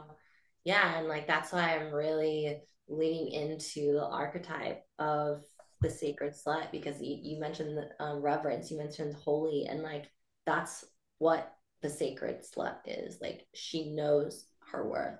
She knows that she is holy. She knows Yeah. that she's sacred. She knows that she is divine. Like it is again like the only people who are allowed access to her are ones that she knows who is going are going to be in deep reverence to her body, her energy, the work that she's done to get to this place of being able to be in such deep embodiment and not performance. Because like Yeah. I'm doing this for myself. And then I'm doing it for to be a permission slut, not slut, permission slut for other women to see what's possible because these dancers have been a permission slip for me of Mm. like I was at a birthday party all women this past weekend and one of the dancers was there and she does incredibly well. She actually had to go to work right after, but she gave the birthday girl a gift of, hey, I'm not actually going to give you a lap dance because that's usually what I do, but you're going to give me a lap dance. And she ended up giving her $1,000 Mm. for a 10-minute lap dance. And I was just like, this is so possible. You know, Mm. obviously there weren't men there, but it's still showing our bodies that like we do get to receive just from embodiment and not from performance. And you can Huh. tell when someone is performing and they're doing it for other people or for Yeah. approval, because of their own core wounds, which, hello, we all have, and that's so valid. I see you. And you can also tell the difference when someone is just deeply in her own pleasure and her own embodiment and like I'm doing this for me. Yeah. Yeah. And you see this, there's um, it's, you know, there's a way to consciously do everything, right? There's a conscious way to have sex. There's a conscious way to eat. There's a conscious way to do the dishes and your taxes, right? And even things that I usually suggest to people when they find that edge that they have. Like, for example, if you have an edge around porn, right? Find find porn that has conscious intent into it. One somebody, I wish I could remember her name. Uh there's a woman, there's a female director who it's a female owned and operated um porn company. Hmm. Eric, I want to say Erica Lust. Yes, I think it's Erica Lust. And Erica Lust makes porn for women, like consciously for women. And um it is, I don't know how many men are watching it, but it's what's incredibly interesting about it was I watched a podcast she did with a kind of more like Brazers or like Pornhub kind of porn star, and the porn star was talking about how she wanted to do this gangbang, and Erica Lust was just like, that was her edge, right? And we don't really think of like, oh, you're a porn director, you probably don't have any edges. She had a big edge to that because she was like on first hearing that, she's like, this is kind of everything I'm against, and I've been like making my whole career around making porn that's not phallic centric. And so to make this like very seemingly phallic centric video, it kind of like, she was like, it immediately felt like she was going against her beliefs.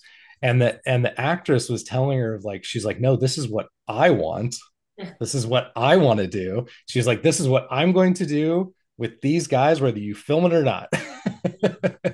Mm-hmm. And um but exactly what you're saying is, I think that there's a reason that the women who make the most money in porn are not necessarily like the most surface level beautiful women, right? Like I'm dating myself here, but like like Jenna Jameson was the first billionaire porn star, right? Jenna Jameson is just objectively not the most physically attractive product on the market or whatever. Like in because like when you make that film, it's like quite literally a product, and what they look like is extremely important for selling those products.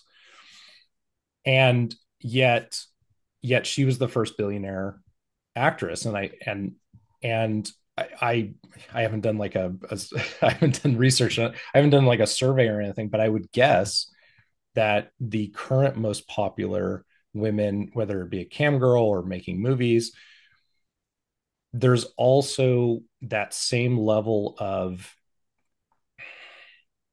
enjoyment and authenticity into actually loving what they do, which is exactly what you were talking about, where it's like that $1,000 gift was an expression, was a thank you, and saying, I see you, I see that this was authentically you, zero performance, you would have done this even if I weren't here, Mm-hmm. and you were gifting me for being here, witnessing you.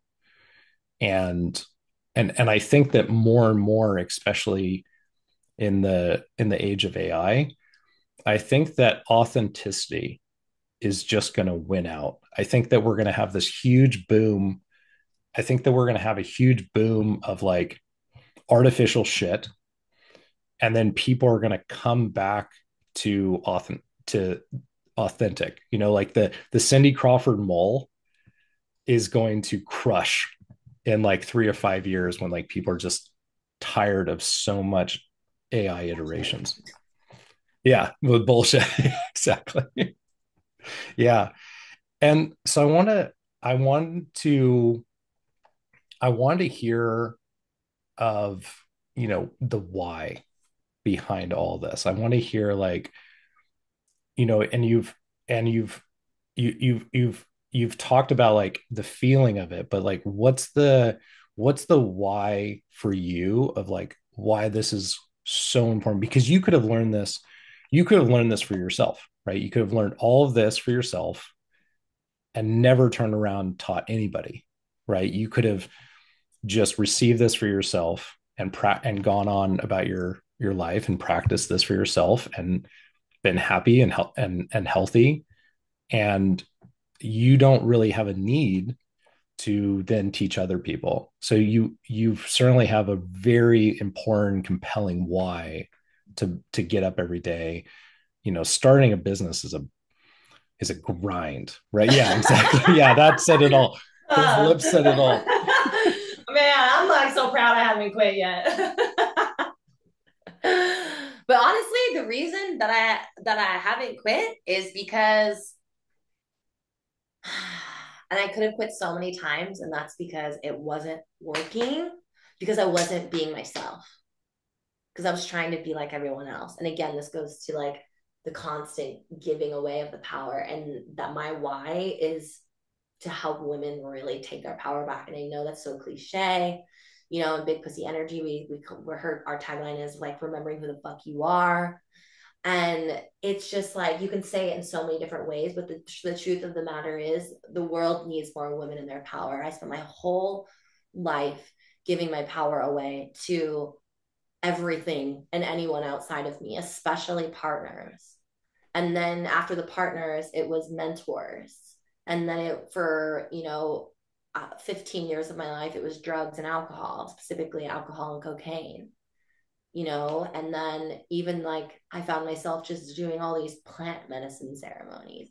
And I do really respect plant medicine. I'm actually going to be doing one here in the upcoming weeks because I feel the call to do it. And I'm not doing it out of this place of lack or scarcity or, oh gosh, I got to prove to myself that I'm enough. But like, that's just a basic human need, is to feel connected and to feel like we are enough. But when you're not connected to yourself and to your own power, you're going to feel disconnected from everything, and you're going to spend your whole life trying to connect to other people, right? It's like, no wonder I was up till 5 a.m. doing cocaine multiple nights in a row, because it was this false sense of connection. Guess what? I don't fucking talk to any of those people. Mm-hmm. Those people don't give a shit about me. Yeah. I didn't give a shit about me. Yeah. They Yeah. were a direct reflection of me. Yeah. Like, oh my gosh, it makes so much sense. Yeah. So the reason, like, and I just truly believe that if you are an entrepreneur, like, you turn your mess into your medicine. Yeah. Your biggest wounds become your mission, right? My biggest wounds have been giving my power away, rejection, abandonment, drugs and alcohol, and relationships with women. So of course I'm going to be bringing that medicine into any space that I create. Yeah. All just comes down to the deep connection that you're longing for outside of yourself. And a mentor and a poet that I really look up to, his name is Adam Roa, and he wrote this beautiful viral poem. And he says, "You are the one you've been looking for." Yeah.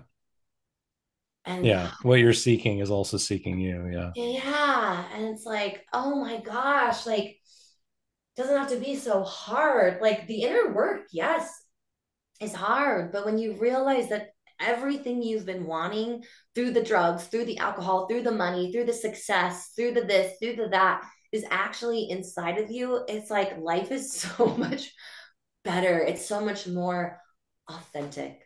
And Yeah. it's just, you finally are like not like you again, you're doing the inner work, but it's like you're not forcing and grinding and pushing. And it's like we spend our whole lives trying to, put square pegs Mm-hmm. into a round hole. Like, why Mm-hmm. the fuck are we doing that? Yeah. So tiring. It is. We're forcing everything. We're Yeah. forcing connection. So my why is to really help women realize that they are the one. And when you realize that you are the one, when you start worshiping you, life starts worshiping you. Yeah. And you start attracting people, opportunities, partners who are in such deep devotion to your devotion. Yeah.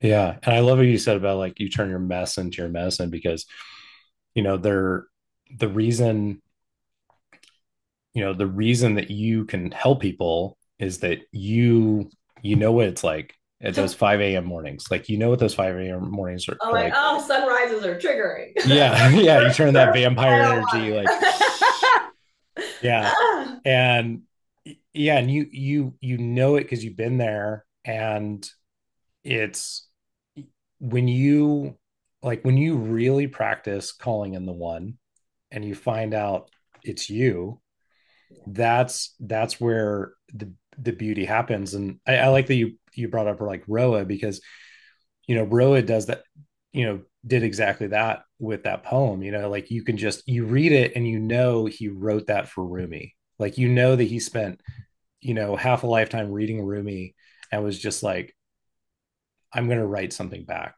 And when you get into that place where you understand that calling in the one means coming into relationship with yourself, Yeah. you begin seeing that we are seeking from others what only the divine can give, Mm-hmm. and we're seeking in the worst ways.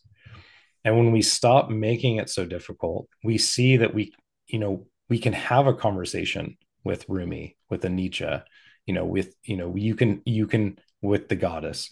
You can have those conversations. You can have a conversation with God all day long. Nobody else has to be there, Mm-hmm. and feel completely full. Like you said, you can take yourself on a date. You can have an at-home date, and it doesn't even matter if it moves into a self-pleasure practice, because the date itself was the self-pleasure practice. The having the kombucha in the wine glass was the self-pleasure practice. Rubbing your own feet, giving yourself a manicure, like wearing something beautiful that makes you feel beautiful and sexy, like that is the self-pleasuring practice. um that's yeah, it's really beautiful. And you also want to hit on the fact that so often people mistake what looks good for substance, right? Like for example, they get mixed up with the message and the messenger. And so often, um I see this, maybe this is more of like something that men go through, but like I get so much like these little challenges from men of like, um you know of like, well, like, why should I listen to you? And I'm like, well, you shouldn't. It's not about me. Like, I'm coaching you. It's about you. It's about finding out what you believe. It has nothing to do with me. I can show up with like a beard out to here looking homeless. Like, it doesn't matter. It doesn't, nothing about me matters. That's what, like, it didn't, like, in any kind of coaching, like if it's like Phil Jackson coaching Michael Jordan, right? Like, Phil Jackson can't out basketball Michael Jordan. That's not his job, though. His job is to make Michael Jordan, give Michael Jordan the structure and the encouragement to play the best Michael Jordan can play. Yeah. And so, like, in coaching, people often, they will hear stories, they will hear your story, and if they write you off, they're doing themselves a disservice, because it's like, you have the gift already. You are already full, Mm-hmm. and you are offering your fullness as a gift. If they miss it because they're like, oh my God, she did Coke once, like, they're way more so than one lost. time. Yeah, well, that's usually how those things go. But they miss it. They'll miss it. Like they'll miss it because they're like, oh, she doesn't look the way I want her to look. He doesn't look the way I want him to look. He doesn't talk the way, like I don't like him using God and sex in the same sentence. And they completely miss the message that, the message is it's not about what Dylan or Ashley believe. It's about what they believe. It's about what the person listening to this believes, and we're simply encouraging people to you know, stop delegating their thinking, Yeah. stop outsourcing their thinking and their feeling and their loving, outside themselves and Yeah. bring it back home. Yeah. That's one thing that we really, you know, um, anchored in our marketing for Playday that happened a few weeks ago was like, we're not here to teach you anything. We're here to hold a container and facilitations for your body to respond to so that you Yeah. can simply remember. And Yeah. that's what we do in BPE. I'm not projecting onto them. I'm sharing my experience that they can maybe resonate with, but everything is done through their body, through their sacral chakra. That again is like the beauty of sensual embodiment, whether I'm guiding a male or a female, is it's just a remembrance. Yeah. I'm not coaching you. I'm guiding you with the sound of my Mm-hmm. voice. But I actually don't want I'm not your freaking guru. Right. Yeah. I'm really not. Right. Like, Yeah. I that's didn't register the Paducas. yeah, it's like no one is your guru, babe. Sorry. Yeah. That's why people get so disappointed because they're just like, I want someone to give me all the answers. I'm going to pay all this money to get all the answers and have you fix me. What Right. if you weren't broken? Yeah. What if you actually you're perfect as you are and your soul is just begging you, screaming at you to give yourself a little more attention, to come back into oneness. You don't need anything outside of you. You don't need all these things that coaches and all, like, yes, I love the coaching space and yes, like we love that. And stop giving your power away to people Yeah. who you think are going to fix you or give you a solution. You literally have everything you need. Yeah. Yeah. And that's exactly where the challenge comes from, because it comes from that place of like, oh, I thought Dylan was the answer man. And when I tell them of like, Phil Jackson didn't teach Michael Jordan how to play basketball. It's like I'm providing you the structure. Like we're going to have a process in place that Yeah. we've done for a decade, so we know it works. And so we're going to give you that process, that structure, and it's the encouragement to get you to remember Mm-hmm. what you were born with, like your birthright. But I'm not the answer, man. I'm not going to hit you with the Shakti pot and suddenly you see like the blue divinity of the divine person that you naturally are. Like you have to go through the process, and that process has dips and Yeah. valleys and hurdles. And I'm just giving you the structure and encouragement so you don't fall into the snake pit. You don't fall into spiritually bypassing by going to Burning Man and being like, I suddenly know something. And and it's like, I mean, Burning Man's fun, but it's like it's an experience, and all experience, it leads to repetitions. All experience has to be thrown away eventually, and for realization, for understanding. Yeah. um I love that you said that because it's like we make choices from two different spaces. So let's use Burning Man as an example, and then I'll use another one. It's like, are you going to Burning Man to escape, to be like, oh fuck yeah, I got the week off from work, I'm gonna go do drugs and trip balls on LSD on, like, mhm. like an old version of me would have gone to Burning Man for that, or are you genuinely going to Burning Man for the experience of blasting open your capacity to hold more, to Yeah. receive, to love, to connect, to literally surrender. I've heard that Burning Man is one of the biggest places of surrender because it never goes according to plan. Oh no, it's a giant mess every time. Right. So, like, what space are you choosing? And then my next example is when you hire a mentor, when you invest in yourself, when Mm, you join masterminds, containers, plant medicine ceremonies, what space are you doing it from?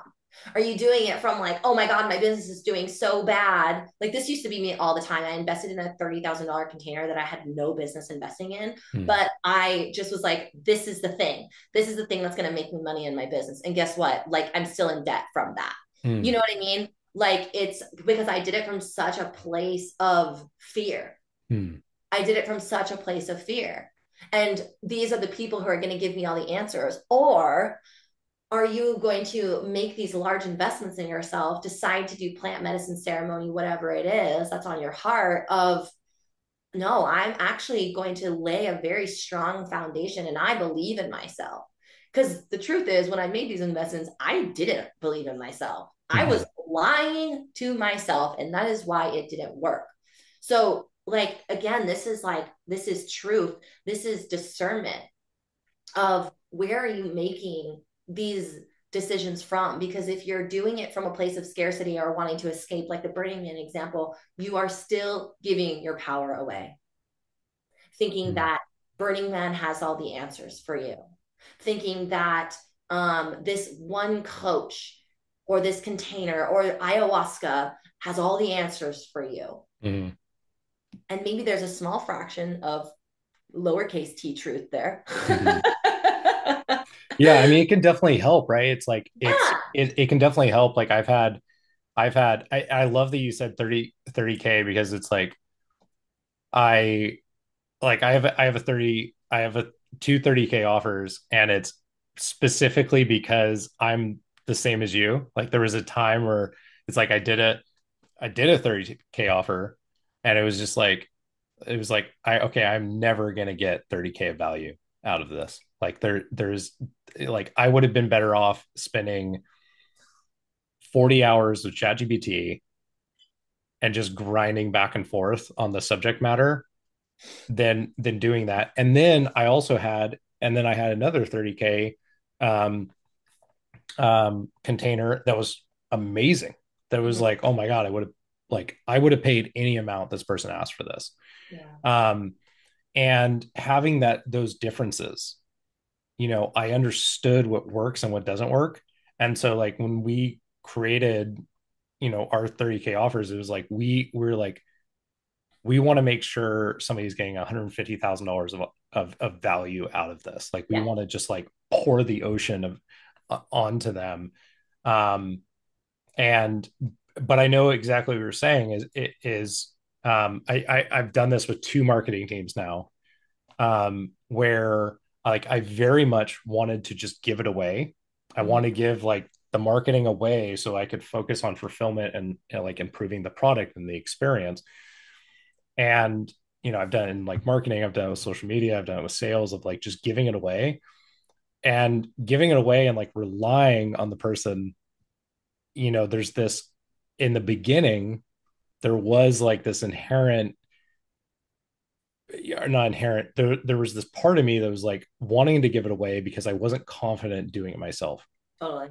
And and I and so it was an expensive lesson, but the lesson was learn it to the point where I'm confident doing it myself, so that when I then hire it out, I know the right person to hire, and I Yeah. know their capability because I can do what they do, but it's not the best use of my time. And instead of spreading myself thin on 17 different things, I can give these three, things that are really time drags every day for me into this person where like that's all they do.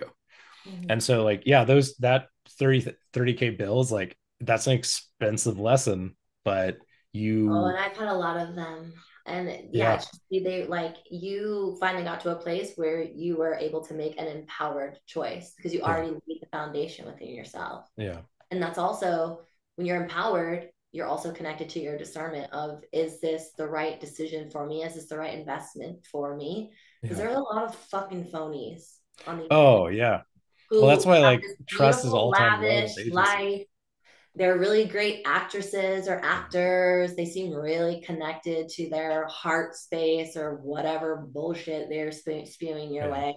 And then you get into their containers and you're like, wow, they are full of shit, and I Yeah. just can't stand. So again, Yeah. another reason why it's so connected to, or important to be connected to your body, because you will get those loud no's or loud yeses or even the whispers. But hey, when you get them, you follow them. And I Yeah. promise you, they're always there to protect you and also open another door that is just so much better and wealthier and bougier and brighter and more impactful Yeah. and more full of love than you could have ever imagined. Yeah. And, exactly what you're saying is the proof is in the pudding because it's like the people that have gone through our 30K offer. I mean, one of them had dinner with us last night, came over for dinner with us last night, just to, because we haven't seen her in a while. And we just want to like, hey, come over, let's catch up. And, you know, that's like the proof is in the pudding of like taking them through that process. And part of taking them through that process was to letting them know of like, you're I'm I, I'm not above you. Like Mm-hmm. I'm not above you. And like when this container ends, this container really ends. And but we preserve the friendship. And I want to see what you do with it and Right. what she has done with what she learned in that container. I mean, you just see just visually, you can see it right away. It's like she showed up and her hair is like it was like the woman in the Crudes too, where like when she finally lets her hair down, her hair goes boom like that. Yeah. Like she showed up. It's like it just like based on her hair alone, it was like week one of the container, and now after the container, poof, Yeah. and she's just free, and she's just she came over, and there's no game, there's no she's just showing up, people like being people. Just she was able to let her hair down, be yourself, be your authentic self. We're able to leave the padukas at the door. There's no like, I'm not trying. I didn't sign up to be anybody's guru. You didn't sign up to be anybody's guru. Like And people you have shouldn't want to be. these, yeah. And the thing is like the woman in Costa Rica that you were talking about, people want they think there's a status behind it, but there's no status. There's only immense amount of responsibility. Like a true guru, like a Adi Dasim Raj or a Ramana Maharshi, um like Chogyam Trungpa, like the sheer amount of responsibility you have to invite everyone, literally everyone who has a heart response to you, the responsibility that comes with saying, yes, come to me and I will tell you what to do with every aspect of your life. The sheer amount of responsibility of that is so unfathomably overwhelming and cannot be performed from the place of ego. It's only from the place of non egoity that it can possibly happen. Um, and so I also want to, before we close this out, Yeah, I and have to be off in 4 minutes. okay, perfect. So Yeah. we'll give you, I want to give you a minute to close out, and then Yeah. I want to give you kind of like the behind the scenes that we won't share with people yet, but I want to share with you a great idea that I think that you'll really like, because it's perfectly aligned with everything you said today. Um, Okay. but I want to let you close out with like how people can find you, how Yeah. people can work with you, and what that would look like for them. Yeah. My Instagram handle is the_sparkle_slut. I'm actually I'm doing a social media detox for about the next 8 weeks. So I won't respond right away. I'm actually doing a course to connect with the wisdom of your womb. And so I'm really taking out the big distractions of life to just become more anchored into the wisdom of my body. Beautiful. But you can email me. It's thesparkleslut@gmail.com. And I'm still taking clients. I'm still doing my work. That's probably the best way to connect with me. If you do want to, if you are curious about working in these next couple of months. If not, I'll be back online probably sometime in August, but I'm just gonna Beautiful. let pussy guide me because that's what we do over here. Beautiful. And yeah, I currently am doing just one-off sensual embodiment sessions where we can be over Zoom. If you are in Austin, we can do them in person in my second bedroom in my goddess space. And we can also do a longer container as well if you're really struggling with any sort of addiction and numbing tendencies. I will say, like, my route is not for everybody, but I was like highly considering going to rehab, and I have gotten sober. I'll be 6 months sober on June 30th. And this is not, again, not giving my power away to like AA or anything outside of me. It's really because I've come home to my body and remembered who I am. So I know that this process um, works if you're Beautiful. really struggling to with any sort of addiction or just giving your power away to relationships. I've been through narcissistic abusive relationships, multiple, unfortunately. So I also know what it's like to be living in such like deep hypervigilance and control and gripping and having your heart closed. And Yeah. sensual embodiment really is the space that has allowed me to continue to soften and open my heart to love and relationships again. So Yeah. honestly, my one-on-one work is highly curated to what you need.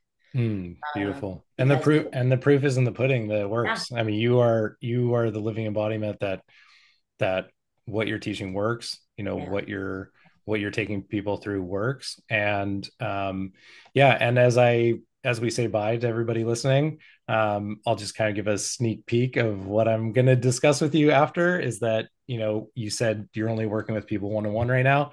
And so I want to discuss with you how we can change that so we can, Yeah, yeah, I mean, in my own business, but if I get invited places and yeah, it's a full yes, it is a full yes, baby. I have been yeah, calling in experiences all over the world, so I'm yeah. excited to hear what you have in store. Yeah. Well, I'm gonna for everybody listening, I'm sorry, but I'll turn this off. You guys will have to wait till next episode. But yeah, I'm gonna goodbye everybody. Thanks for listening. Please check out Ashley, even if she's away from Instagram for a month or two. She has Yeah, amazing content on there. And to keep it active so that you guys can get a feel for who I am. There's a yeah, lot of dancing, a lot of sermons on there, so I'll just yeah. teach church. Yeah. And I also want to suggest to everybody listening is that um if you see anything on Ashley's Instagram that's like, oh, I could never do that, or like, oh, I would never be brave enough or confident enough to do that. That's what Ashley's for, is to walk you through at your pace. She's not going to just throw you into the deep end right away, and she's not just going to give you like a bikini and a stripper pole and be like, best of luck. So there's a Throw there's you a to the wolves. yeah, she's not going to feed you the wolves. There's a huge process, and she's going to meet you where you're at. And so she's really going to curate the experience to where you're at, your comfortability, and finding your edge and your boundaries. So you're being good hands if you click on our links and work with Ashley. All right, thanks everyone. I'm gonna